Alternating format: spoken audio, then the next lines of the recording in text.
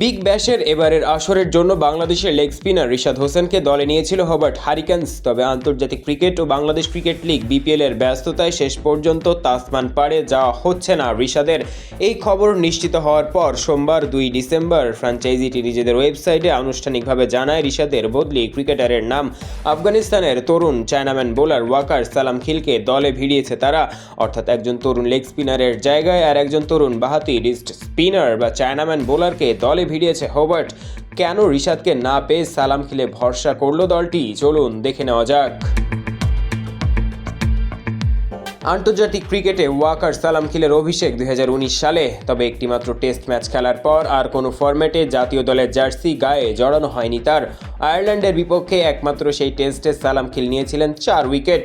তবে আন্তর্জাতিক ক্রিকেটে না খেলতে পারলেও প্রথম শ্রেণী লিস্ট এ ও টি20 লিগে ম্যাচ খেলেছেন নিয়মিত। পরিসংখ্যানও কথা বলছে এই ক্রিকেটারের পক্ষেই। টি20 ফরম্যাটে এখনও পর্যন্ত 56 ইনিংসে হাত ঘুরিয়েছেন ওয়াকার সালাম খিল। উইকেট পেয়েছেন 80টি, বোলিং গড় 20.13, বোলিং ইকোনমি 7.90। ক্যারিয়ারে এই ফরম্যাটে 4 উইকেট তুলেছেন 3 বার। অন্যদিকে 2023 সালে আন্তর্জাতিক ক্রিকেটে অভিষিক্ত হওয়া রিশাদ হোসেন সব মিলিয়ে টি20 সংস্করণে বোলিং করেছেন 44 ইনিংসে, উইকেট পেয়েছেন 47টি। বোলিং গড় ও ইকোনমি যথাক্রমে 22.06 ও 8.12। ক্যারিয়ারে 4 উইকেট পেয়েছেন একবার। সব মিলিয়ে রিশাদের চেয়ে এগিয়ে আছেন আফগান ক্রিকেটার সালাম খিল। এছাড়া চায়নাম্যান বোলার হয় রয়েছে আরও বাড়তি সুবিধা। তাই রিশাদের জায়গায় যোগ্য কাউকেই নিয়েছে হবার্ট হারিকেন্স। পরিসংখ্যানের আলোকে সেটি নিশ্চিতভাবেই বলা যায়।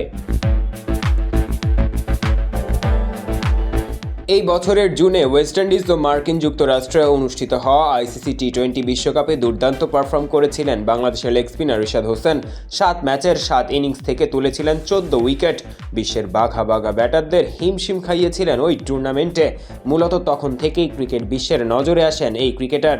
টি20 বিশ্বকাপের সুপার 8-এর ম্যাচে রিশাদকে নিয়ে আলাদা পরিকল্পনা করেছিল সাবেক টি20 বিশ্ব চ্যাম্পিয়ন অস্ট্রেলিয়া। পরবর্তীতে সেপ্টেম্বর অনুষ্ঠিত হওয়া বিগ ব্যাশের ড্রাফটে চতুর্থ রাউন্ড থেকে রিশাদকে দলে নেয় হবার্ট। বাংলাদেশের প্রথম ক্রিকেটার হিসেবে বিগ ব্যাশের ড্রাফট থেকে দল পেয়েছিলেন তিনি। তবে দেশের হয়ে আন্তর্জাতিক সিরিজ ও বিপিএল এর ব্যস্ততায় শেষ পর্যন্ত আর খেলা হচ্ছে না অন্যতম জনপ্রিয় এই টুর্নামেন্টটিতে। এর আগে হবার্ট হারিকেন্স তাদের ওয়েবসাইটে আনুষ্ঠানিকভাবে জানায়, বাংলাদেশ প্রিমিয়ার লিগের জন্য রিশাদ হোসেন বিগ ব্যাশে খেলা না হওয়ায় হবার্ট হারিকেন্স এখন নিশ্চিত করতে পারছে যে আফগান তারকা ওয়াকার সালাম খিল পার্পল আর্মিতে যোগ দেবেন। চলতি ক্যারিবীয় সিরিজ শেষ হবে আগামী 20 ডিসেম্বর। 30 ডিসেম্বর থেকে শুরু Bangladesh premier league. Rishad Hossain Big Bash খেলতে অনাপত্তিপত্র পেয়েছিলেন এর মাঝের সময়টা। তবে এত কম সময়ের জন্য গেলে 2-1 ম্যাচের বেশি খেলার সুযোগ পাবেন না তিনি। এজন্যই এমন সিদ্ধান্ত নিতে হয়েছে ফ্র্যাঞ্চাইজিটিকে। রিশাদের ওয়েতে রয়েছে সম্মতি।